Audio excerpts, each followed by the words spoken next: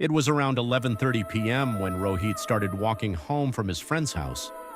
His home was on the outskirts of the city, and there was a 3-kilometer stretch of empty road between them.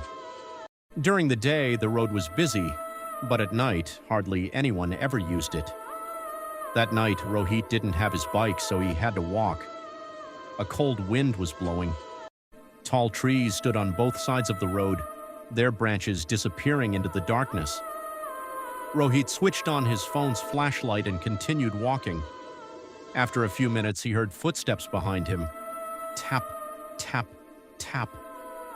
Rohit stopped. The footsteps stopped too. He slowly looked back. The road was completely empty. He assumed it was just the sound of his own footsteps. So he continued walking. A few seconds later, tap, tap, tap. This time the footsteps sounded much closer. Rohit looked back again. Nothing. But this time he noticed something strange. Under the streetlight he could see his own shadow. But there was another shadow standing behind it. A very long shadow. Rohit immediately turned around. There was nobody there. He started walking faster. A little farther ahead he saw an old bus stop. An elderly man was sitting there. Rohit felt relieved. He walked up to him and asked, "Uncle, how far is the city from here?" The old man stared at him for a few seconds. Then he asked, "You're walking alone?" Rohit nodded. "Yes." The old man immediately said, "Remember one thing. If someone calls your name on this road tonight, don't answer." Rohit frowned. "Why?" The old man looked toward the dark road. Then he quietly said, "Because the voice that calls your name here at night isn't human." Rohit didn't understand what he meant. He continued walking. A few minutes later, a voice came from behind him. "Rohit." He suddenly stopped. The voice sounded exactly like his mother's. "Rohit, son." His heart started racing. He wanted to turn around, but he remembered the old man's warning, so he kept walking. Then the voice came again. This time, it was right beside his ear. "Rohit, where are you going without me?" A chill ran through his body. He started running.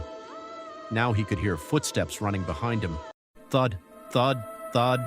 The faster he ran, the faster the footsteps became.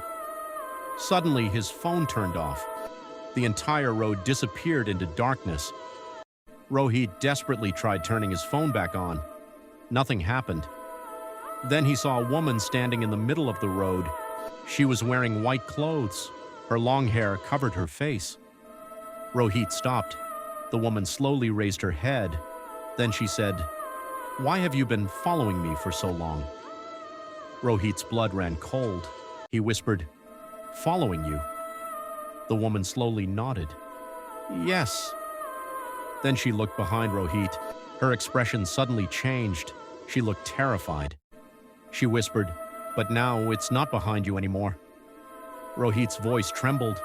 "What?" The woman pointed toward him. "It's inside you." A powerful gust of wind swept through the trees. Rohit closed his eyes. A few seconds later, he opened them. The woman was gone. But there were wet footprints on the road. The footprints began where the woman had been standing and ended directly at Rohit's feet. Rohit completely panicked. He ran toward home without stopping. After several minutes, he finally saw his street. He felt relieved, but then he noticed something strange. The light outside his house was turned off. His mother always kept the porch light on until he came home. Rohit reached the door. It was locked from the inside. He rang the bell.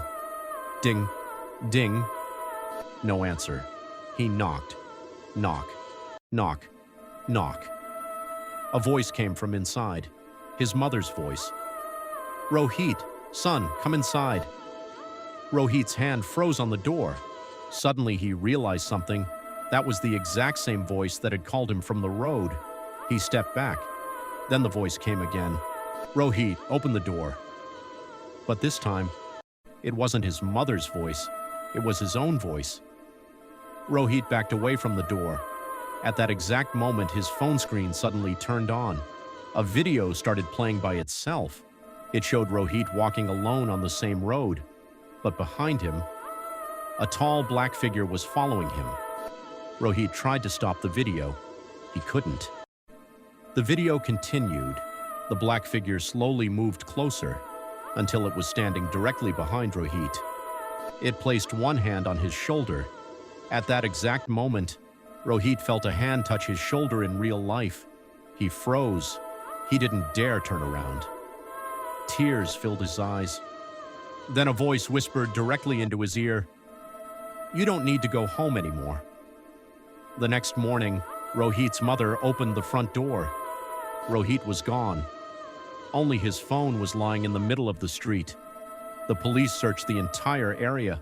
They never found him. But that same night, a local man claimed he saw Rohit walking along the same deserted road, alone, slowly. The man called out, "Rohit,